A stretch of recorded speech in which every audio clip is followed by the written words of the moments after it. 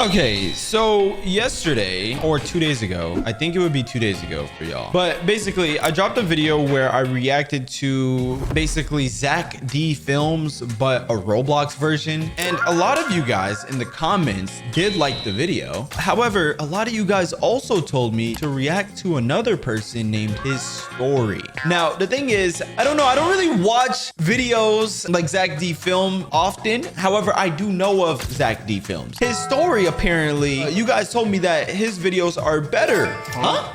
You know what I'm saying? Is it better than the person who started this whole like type of trend or something? I don't know. I don't know. All I know is that in today's video, we are going to be reacting to him because you guys wanted me to. So if you're new here, leave a like and subscribe to join the Supreme team. And you know what? Let's just give it a shot. Let's see. Let's see. Now, the thing is, I'm looking at his channel and he has orange hair, one green eye, and one blue eye. Okay, that's a little interesting. Wait, what the heck? Wait, is he a shorts creator or a YouTuber? Like, not saying shorts creators aren't YouTubers, because obviously they are, but like, wait, what the heck is this? Wait, what? I took down a cartel? I took revenge on Chester? I was taken hostage by a crime boss? What? Okay, you know what? Hold on. Let me see his shorts. Hey, how many shorts a day is he posting? What is that? 1, 2, 3, 4, 5, 6, 7, 8, 9. 9 shorts a day? I'm assuming it's 10 shorts a day, to be honest. 10 shorts a day? Who is bro feeling like? All right, we gotta watch it. Wait, let me see his oldest one. How long ago was it? 5 months. He's only been doing this for like 5 months. Are you serious? He's only been on YouTube for 5 months and he's already hitting like this? Congrats, bro. What the heck? Okay. Wait, let me see this oldest one, then we're gonna see his most popular one, and then we're gonna look at his latest ones. Let's see. A teenager tortured my dog for fun, then threatened to do it again. My dog had gone missing for a few hours, and when I finally found him, he was standing outside another house in my neighborhood. He was covered in bruises, his eye was swollen shut, and blood was still dripping down his side. The teenager walked out and didn't apologize. He just told me to keep my dog on a leash, or he'd do it again. I rushed him to the vet, but he was too far gone. I had to put him down just to spare him the suffering. That dog was the only memory I had left of my late wife, Helen. So I called in a few favors and found out everything about this kid. His school, his job, his girlfriend. He was enrolled at a Catholic private school, and when I told them what he did, they expelled him within the week. His girlfriend was vegan and an animal lover, so convincing her to break up with him was easy. I sprinkled in a few lies, and she destroyed his car for revenge. Then my friends and I posed as customers at his job and filed complaints until his manager fired him on the spot. Dog, what is all of it? What the heck? This is a crazy first video. But his life was gone within days, and as he was walking home after getting fired, I ran him over with my truck. What the heck? Over a dog? Look, don't get me wrong. I know a lot of people have emotional attachments to dogs. Your dog was off of the leash, though. My guy. Hold on, let me see the comments. Okay, you came here to check out bro's first video. Yo. Okay, leave me alone. Bro went full John Wick on that kid. I'm proud, especially for that truck. Yo, what? I ran him over. Yo, all right. Let's go see. Now, let's see his most popular video 2 months ago. Okay, let's see this. My twin brother Chris and I were 9 when we learned Morse code. We tapped messages under the dinner table when mom told us to stop talking and tapped through the wall between our bedrooms every night. When Chris got into a car accident and the doctor said he'd never wake up, I pulled up a chair next to his bed, took his hand, and tapped. Are you there? Nothing. But I came back the next afternoon and tapped again. Before I left, I always said the same thing. See you tomorrow, Chris. A week later, Chris's fingers twitched against mine, and I almost fell out of my chair. I grabbed a nurse and she barely looked up. They're reflexes. It doesn't mean anything. I bought a notebook the next day and started writing down every single one. 4 months in, mom watched me scribbling and said, "How long are you gonna keep doing this? Until he taps back." He's not gonna tap back. You're talking to a corpse. Dad lasted a few more months before he pulled me into the hallway. We need to talk about donating your brother's organs. His fingers move every time I hold his hand, Dad. The nurses said those are reflexes. Stop getting your hopes up, son. I don't care what the nurses say. You're not donating my brother's organs. But a week later, my parents called to have Chris transferred to a long-term facility to die and scheduled a meeting to sign the papers. The afternoon before the meeting, I tapped into his palm like always, but this time, something tapped back. Short,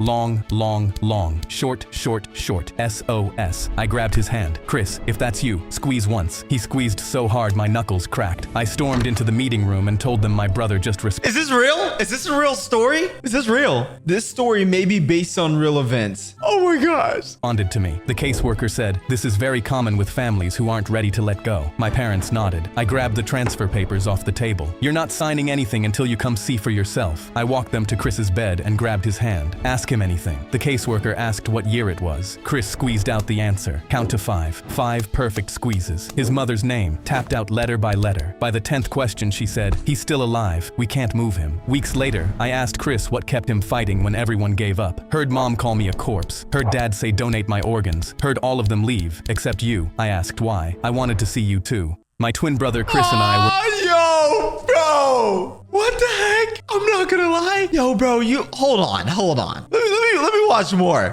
more. Cause wait, why is this stuff actually like, I'm not gonna lie, it's low-key peak. It's low-key kind of peak. Hold on. All right, let me see his most recent one. Let's see. I handed my son a ball of garbage on his 9th birthday. I couldn't afford a football, but I spent all night making this for you. He started dribbling it around our poor African village. I love it, Baba. One day I'll be a famous footballer in the World Cup, and I'm going to be so rich I'll buy you whatever you want. I didn't know what to say because I didn't think that could ever come true. But a week later, a volunteer from a charity truck dropped off food and clothes, and he stopped to watch my son juggle that garbage ball 50 times without a drop. Where did he learn that? He asked. I told him he taught himself, and he laughed and yelled, if he keeps that up, I'll see him at the World Cup. My boy's whole face lit up with a smile. It's meant to be, Baba. I'm meant to be a football star. The volunteer climbed into the supply truck and came back out with real football shoes and a real football. For the next 2 years, he'd kick the football while every kid in the neighborhood watched and cheered. But everything changed when a football academy was running trials in the city. I sold our goat for 2 bus tickets there. My son lined up beside boys in clean kits. Okay, wait, is this a real story also? Wait. Is this a real story also, bro? I ain't gonna lie. I'm not gonna lie. Wait, let me see the comments. The comments probably know the story. His jersey is looking cool. All right, let me see. The garbage ball still in his bag, and I was sure they'd send him home, but they kept him. And for 5 years, all I heard from him were postcards. Until one night, my phone lit up in the dark, and he could barely speak. Baba, I made the national team, and we're going to the World Cup. And 3 weeks later, I sat in a stadium of 80,000 strangers, with the cracked badge of our village on my chest. The teams walked out under the lights, and I found my son in the line, the flag on his chest. Before the whistle, he jogged to the sideline and pulled a ball of garbage out of his kit bag. He dropped it onto his foot and juggled it, once, twice, in front of the whole world. The boy who promised to buy me whatever I wanted pressed that ball of garbage to his chest, pointed it up at me, and I came apart in a stadium full of strangers. I handed my son a ball.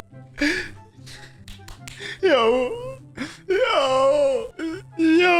This looks like the story of the legendary Peel. Really? The legendary Peel? I don't understand football like that. Or I don't watch any sports actually. So I'm not entirely sure how cool that is or who that is, but I'm assuming that is insane. That's a crazy story though. When I visited my dad in the hospital, I found him sprinting laps around his bed, arms in the air. I started laughing. Dad, what's going on? The last time I visited you, you could barely move. He spun around with a grin and pointed 2 finger guns at me. Don't look so worried, kid. Your old man finally found something to live for, and now I feel better. I shook my head because a man with stage 4 liver cancer doesn't just feel better overnight. What was going on? 2 days later, I found him hanging off the patient lift bar, doing pull-ups, his IV line taped up to the ceiling. My jaw dropped to the floor. A man that sick shouldn't have had the strength. The man that he shared the room with started laughing. He looked even sicker than my dad, but my dad dropped down, took his hand, and the 2 of them waltzed between the beds, spinning each other under the light. That's gotta be drugs. That's gotta be drugs. That's gotta be some type of drugs, because how you moving like that when you got, yo, what? I looked at their IV drips to see if the nurses were adding anything to make them act this way, but it was all clear. The old guy grinned at me over my dad's shoulder. He leads better than my wife ever did. My dad spun him out. Easy, Walt. Watching them turn, I saw a corner of red poking out from under the man's mattress. So while they were still spinning, I sneaked over and pulled it out. A red rubber hot water bottle, warm in my hands. I unscrewed the cap, and as soon as I smelled it, I gagged. It was the strongest whiskey I'd ever seen. Those 2 idiots had been working together to sneak in alcohol into their hospital room. My dad stopped mid-step, but his friend kept swaying. My daughter tops it up. Doctor said no fluids after 8, but he never banned a nightcap. My dad watched my face and chuckled. Told you I found something to live for, son. So I took a swig myself, handed it back to his friend, and pulled my dad in for the next dance. He gasped, and I laughed. Don't look so worried, old man. What type of story story? Yo, what the heck?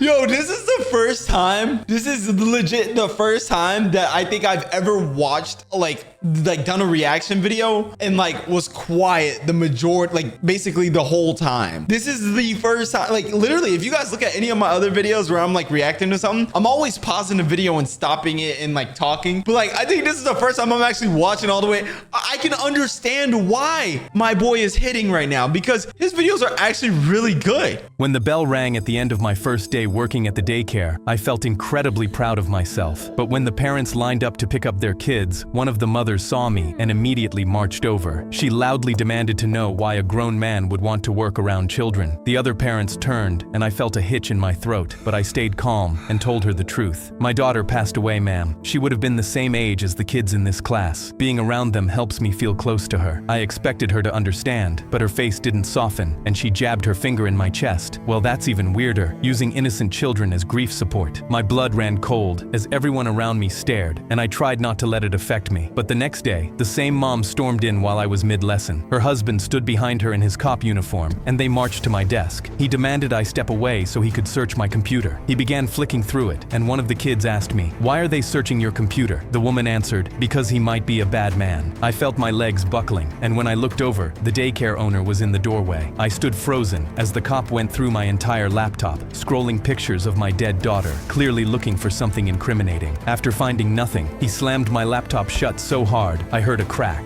At the end of the day, the owner called me into her office. She said, "A parent is uncomfortable with you being here. I know you didn't do anything wrong, but cops getting involved is a terrible look for the daycare. I'm going to have to let you go." I was in disbelief and stood up with shaking legs. I packed my things and placed the framed photo of my daughter in the box. And as I walked through the lobby, I saw the same mom there. She was smirking with her arms crossed. Oh, heck no. Where's part 2? Where the heck is part 2? There better be a part 2. You got me messed. There's no way. There's no way. There's no way. The next scene had so much blood and violence we had to cut it off with. Some people are really like that woman, by the way. The woman got survival instincts of a flying peanut combined with poop. Yo, what? Make a part 2. No, I need the part 2. I need the part 2. Because there's no way you mean to tell me you just lost your job off of that. This stupid lady. I sat in the truck with my hand on the door, trying to figure out how to tell my dad I wanted to quit swimming. He turned the engine off and reached into the bag between us. "Eat up.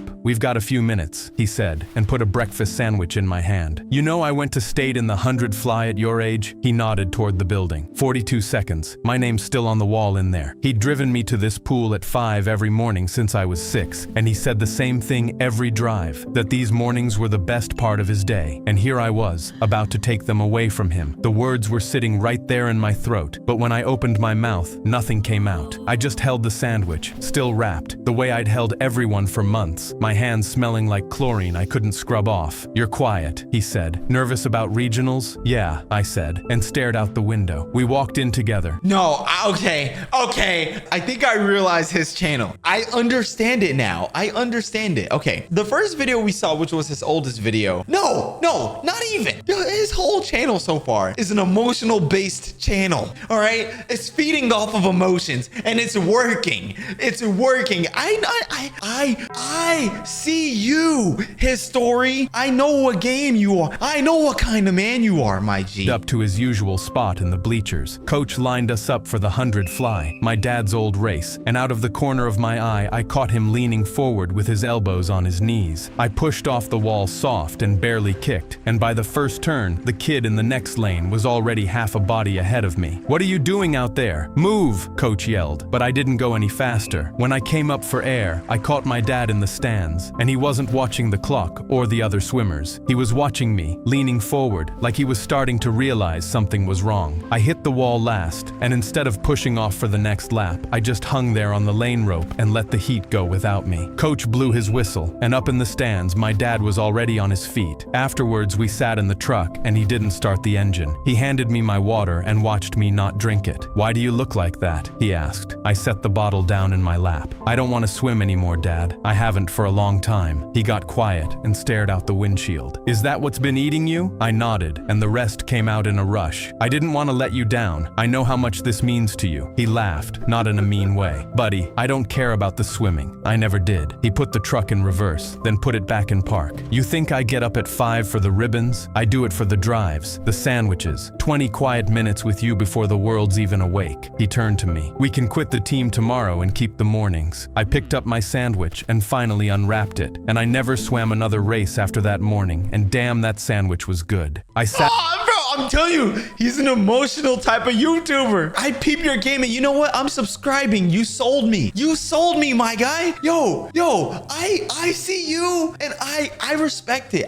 Because I love it. His videos are really good. And the fact that he's posting 10 times a day. Me and my mom were scuba diving when a blue fish came up to me and flicked its tail like it wanted me to follow it. Nah, this Finding Nemo right here. This is a Finding Nemo story. Nah, this Finding Nemo. So I left the tourist group and went after it to see what it wanted to show me. It led me down past a wall of coral that opened up like a city, purple fans and orange tubes glowing. A shadow slid over me and I froze. A dolphin glided down beside the fish and slid under me, so I grabbed its fin and it carried me deeper into the dark, and the blue fish followed us the whole time. It slowed over a patch of empty sand where dozens of fish lay still. The blue fish swam around them in a circle extremely quickly, like it was waiting for me to swim down and pick one up. I swam down and reached for one with trembling hands. But when I held it, it didn't feel like a fish. It was hard, like a toy. And when I turned it over, a seam ran down its belly, stamped with tiny letters and a number. I pried it open, and behind the eye was a glass lens, and a red light blinked back at me. It was a camera. I held it up to show the blue fish. It flicked its tail and turned for the dark, like there was more to see. I was just about to follow when a hand closed on my arm and yanked me back. Mom dragged me up and tore my mask off the second we reached the surface. I was worried sick. You do not swim off like that, ever. I tried to tell her about the fish, but my hands were empty and I knew she wouldn't believe me. The next day I tried to convince my mom to go back and book another scuba dive, but the shop was shut, the boat's gone, the number on the door was crossed out in red. Now when I get in the ocean, I watch the fish to see if any will flick its tail again, and I can't tell which ones are watching me back. What the heck? What the?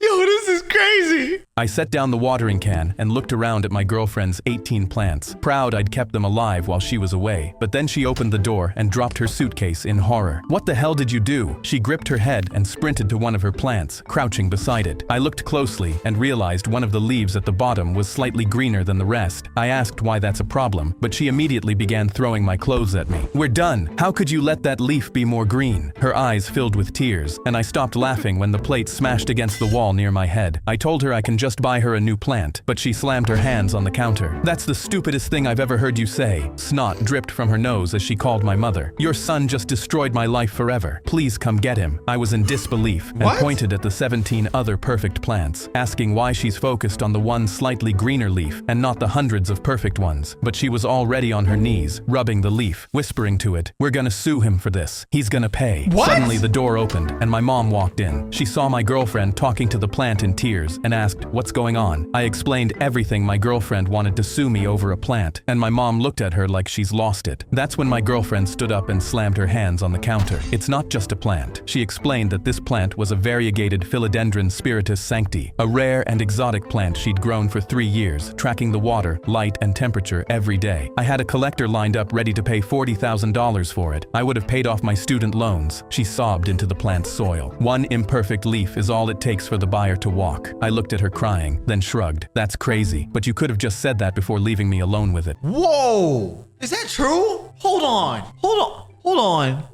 What? Pause. Do plants actually go for that much? I've never heard. What? Hold on.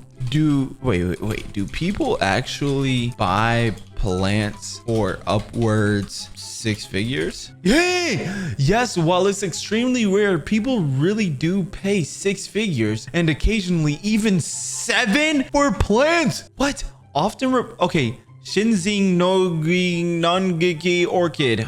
What? That's a plant? That's a plant? Hold on. Often reported. What the heck is that? That looks nice though. What? Okay, wait. Often reported as the most expensive plant ever sold. A specimen reportedly sold for around $200,000 at auction. Its value came from being extremely difficult to breed, taking years to develop. What? 200,000? Yo, how do I Wait, where he's from? The Xinjiang, no, okay, orchid developed by agriculture researchers in Xinjiang, China after years of selective breed. Yo, we gotta go to China, chat. We gotta go to China. We got some money to make. What do you mean? What do you mean 200,000? Yo, chat, we got money to make.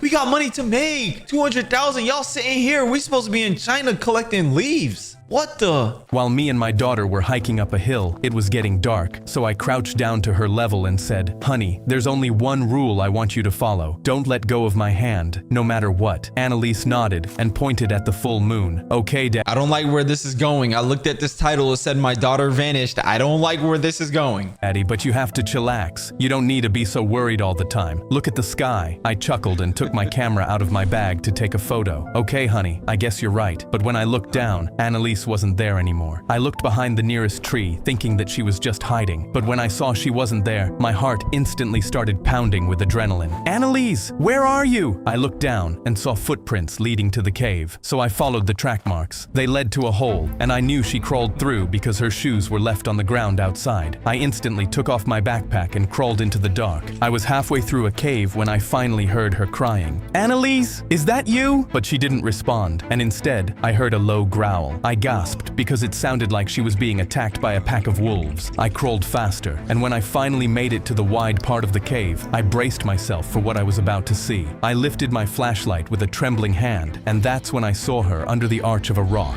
half buried under a pile of wolves. The biggest wolf was curled around her back. A pack of wild wolves kept my 6-year-old daughter warm and protected all night, through the cold that should have killed her. I smiled because I thought this kind of thing only happened in movies, but when I went to poke her awake, one of the big wolves pinned me to the floor and bared his teeth at me. Annalise shot up and giggled. "It's okay, doggy. This is my daddy." Somehow, the wolf went still. She took my hand for the first time since she let go of it. Snow White or something? What, she got magical animal powers? Like, what are you talking about? You talking to the animal? It's okay. Calm down. Who the heck she thinks she is? Bro, crawling in a massive cave? Man, crawling in that cave was not necessary.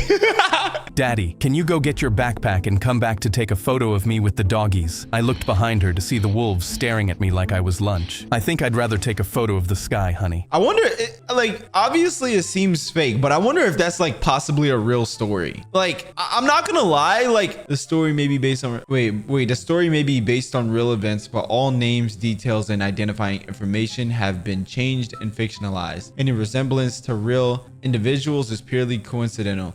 Yeah, I'm not gonna lie. I wonder if this story is real. And the only reason why I say that is because some of the other stories that we've actually like watched from him just now, I've heard of them before. Like real life stories. Like I've heard of it being a real life story. It's just the way it was played or shown to me, it seemed so fake. But no, I've actually heard of some of these. So now I'm actually kind of curious. Is that real? And if so, is there a photo of that girl around those wolves? I don't know. I want to find out though. Anyways though, yeah, dude, his channel's actually goated. He posted again 8 minutes ago. What? Let me watch this. I held out my arm to shake my girlfriend's mom's hand for the first time, and she looked my tattoos up and down and gasped. "You look like criminal, like the scary men in our neighborhood." My girlfriend Ike frowned. "Ma, stop. He's an ex-MMA fighter." I politely nodded because I was determined to make a good impression no matter what. Her dad finished locking up the front door with a deadbolt and then stepped in front of me like I was a wild animal. He pointed a finger at my girlfriend. "Me like last boy better." Ike crossed her arms in frustration. "Let's just sit down and eat." I took the last seat at the table, and that's when I heard gunshots outside. Ake put her hand on mine and whispered, "Don't worry, it's just a sketchy neighborhood. We hear it all the time." He waved a hand at me. "My Ike go to college. You end up in jail or dead. You take her down with you." I opened my mouth to tell him about how I have $1 million in savings from MMA fighting, but stopped when we heard the gun outside again. Suddenly, a bullet shot through the glass. Ike and her family immediately ducked under the table, and her mom was crying. "Why is this happening?" I clenched my fists and walked right up to— Don't be a hero. Don't be a hero. Do not be a hero. Who's he feeling? I clenched my fist and walked straight up. Buddy, bringing your hands to a gunfight is not ideal. Who are you feeling like? I got it. A man got ready to rush in, but I was already moving. I caught his wrist and slammed the gun loose against the frame. Man, this some movie. Ooh. He tried to swing at my cheekbone with his other hand, but I dodged it, took him to the floor, and choked him out the way 10 years of fighting taught me. Her mom crawled out from under the table, took the hand she wouldn't shake, and held it in both of hers. "You protect our family from scary man. You good husband." Her dad nodded politely, still shaking with fear. "Thank you, son." Nah. Okay. All right. Anyways, thank you guys so much for watching this video. Subscribe if you're new to the channel. Subscribe to his story, bro. His stuff is actually pretty peak. Like, I'm gonna be honest. I don't know. Zach D Films may have some comp. I'm gonna be honest. But anyways, I'm out, guys. Bye.